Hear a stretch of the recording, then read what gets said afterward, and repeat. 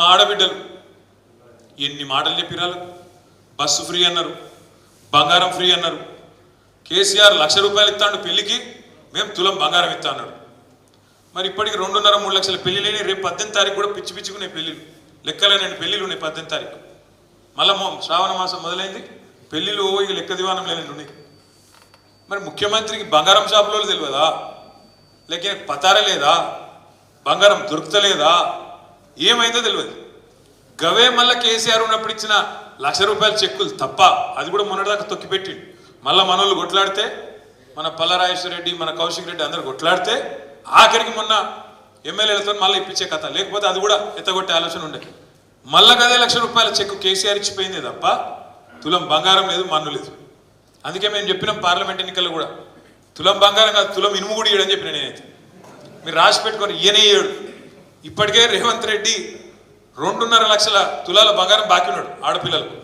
2.5 లక్షల పెళ్లిళ్ళు అయినాయి. కాబట్టి ఆడపిల్లలకు కూడా అర్థమైంది బంగారం రాదు, ఇక బస్సు, ఇక ఆ బస్సు అందం చెప్పరాదు.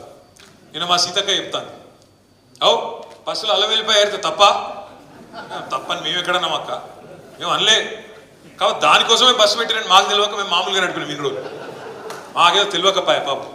మీరు అప్పుడే చెప్తే బాగుండు. బస్సుల కుట్లు అల్లికెళ్ళితే తప్పని మేమెందుకంటాం అక్క, ఎక్కువ పెట్టు బస్సులు తన్నుకుంటాను, మంచిగా లేదు పెట్టు, మనిషికో బస్సు పెట్టు, మేమెందుకు అంతటం, మనిషికో బస్సు పెట్టు, మంచిగా అంత కుటుంబం పోయి మంచిగా కుట్లు అల్లికలు, అవసరమైతే బ్రేక్ డ్యాన్సులు, రికార్డింగ్ ఏం చెప్తారో చేయరు, మేమెందుకు అంతటం, ఏమంటారు చేయండి. కానీ ఇట్లా ఈ రకంగా బస్సులలో కొట్టుకునే పరిస్థితి ఎప్పుడైనా ఉన్నారా కేసీఆర్ ఉన్నప్పుడు? సీట్ల కోసం కొట్టుకున్నాడు, సిగలు పట్టుకున్నాడు, గుద్దుకున్నాడు, ఎన్నెన్ని చూస్తున్నాం కొత్త బస్సు అన్నారు. ఇవాళ బస్సు పరిస్థితి ఎట్లుందో మీరే చూస్తున్నాం. ఆఖరికి ఆర్టీసీ కార్మికులు, డ్రైవర్లు, కండక్టర్లు వాళ్ళని ఎత్తిపట్టుకునే పరిస్థితి వచ్చింది. ఇక్కడ వాళ్ళ సీట్లకి వెళ్ళి నువ్వు కూడా కూర్చుంటారు ఇవాళ. ఈ పరిస్థితి బస్సు. అట్లా మహిళలకు కూడా ఇలా వ్యవహారం అర్థమైంది. తెలంగాణ మహిళల దెబ్బకు కేటీఆర్కి పవర్ పోయినాక ఆయన మెదడు పోయి మోకాళ్ళ జోరినట్టుంది. అందుకని ఆడబిడ్డలకి ఆర్థిక సహాయంగా, ఆడబిడ్డలకి సపోర్టుగా ఉచిత బస్సు ఇస్తే అక్కసుతోటి ఏం మాట్లాడుతుందో అర్థమైతలేదు కేటీఆర్ గారికి.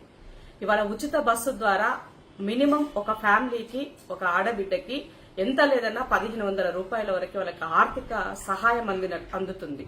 అది ఓర్చుకోలేక రకరకాల వీడియోలతోటి మొదటి నుంచి అక్కసు కక్కుతున్నారు. మీకు పవర్ పోయినా కూడా సిగ్గు అనిపిస్తలేదని అడుగుతున్నాను నేను. ఇవాళ తెలంగాణ సంస్కృతి అంటే చాలా ఆడబిడ్డలు, గ్రామ స్థాయిలో ఉన్నటువంటి పేదరికంలో ఉన్నటువంటి మహిళలకి వాళ్ళ యొక్క సాంప్రదాయాలని ముందుకు కొనసాగుతూ ఎత్తున్న సందర్భంలో బ్రేక్ డాన్సులు చేసుకోమని చెప్పండి, ఒక్కొక్కరికి ఒక బస్సు పెట్టండి అని మాట్లాడుతున్నటువంటి అహంకార మాటలకి కేటీఆర్, పబ్బు కల్చర్ నీది, నీ కుటుంబానిది, మీ చెల్లెది, అది యాది పెట్టుకో. నీ చెల్లెలేమో లిక్కర్ దందం చేసి జైల్లో ఉంటే కూడా ఇంకా సిగ్గు అనిపిస్తలేదు, సోయి అనిపిస్తలేదు. మీరు ఇంకా నీతి వాక్యాలు మాట్లాడుతున్నారు. ఏమనిపిస్తలేదా మీకు?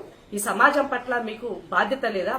ఇవాళ ఆడబిడ్డలంటే అంత చులకనా మీకు అని అడుగుతున్నాను నేను. మహిళలు ఆర్థికంగా ఇన్నడన్నా ఆలోచించినవా? ఒక్కనాడన్నా ఆడబిడ్డలకు ఇవ్వాల్సినటువంటి, వాళ్ళకి ఇవ్వాల్సిన ఆర్థిక సహాయం పట్ల ఏనాడన్నా నువ్వు సోచాయించినవా? చెయ్యలే. ఇవాళ కాంగ్రెస్ ఆ పని చేస్తుంది. సీతక్క మాట్లాడితే ప్రతిసారి అక్కసు ఎందుకు ఆమె మీద?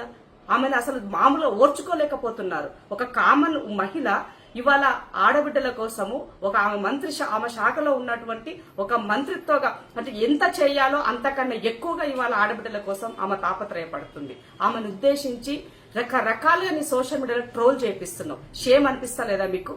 నీ చెల్లెని లిక్కర్ దందా అని బుట్టలు ఎత్తున పెడితే మాలాంటి వాళ్ళం మాట్లాడినాం, ఆడబిడ్డలని ఇట్లా చేయకూడదని మాట్లాడినాం. మరి సీతక్క మీకు అట్లా కనబడతలేదా? ఎందుకంత అక్కస్ మీకు? ఈ రాష్ట్రంలో ఉన్నటువంటి మహిళలకి ఇవాళ ఒక భద్రత దృష్ట్యా గాని, ఆర్థిక దృష్ట్యా గాని, సంరక్షణ దృష్ట్యా గాని ఇవాళ ప్రజాపాలన సర్కార్ ఇవాళ కట్టుబడి ఉన్నది. కాబట్టి వాళ్ళకి ఇంకా చెయ్యాలన్నటువంటి ఒక తాపత్రయం మాలో ఉన్నది. అది వదిలేసి ఒక ప్రతిపక్ష పాత్రలో ఉన్నటువంటి నీ అయ్య ఒక్కనాడు వచ్చి అసెంబ్లీలో మాట్లాడాడు, వాళ్ళకి కావాల్సిన సలహా సూచనలు చెప్పాడు. మీకు తెలిసిందల్లా ఒక్కటే, ఉద్యమంలో ఎట్లయితే కృత్రిమ ఉద్యమాలు చేసినావో ఇవాళ కూడా మళ్ళా గదే దాసలో వెళ్తున్నారు. కానీ మీరేంటో ప్రజలకు అర్థమైపోయినారు. ఇవాళ పొర్లు దండాలు పెట్టి మీరు ఎన్ని మొత్తుకున్నా కూడా ఇవాళ మిమ్మల్ని ప్రజలు నమ్మే పరిస్థితి లేదు. మీరు చివరికి గదే ఫామ్ హౌస్ కి కనీసం ఈసారి ఎమ్మెల్యే గెలిపించారు. రేపు ఈ పరిస్థితి ఉండదు, గుర్తుపెట్టుకోండి అని తెలియజేస్తుంది.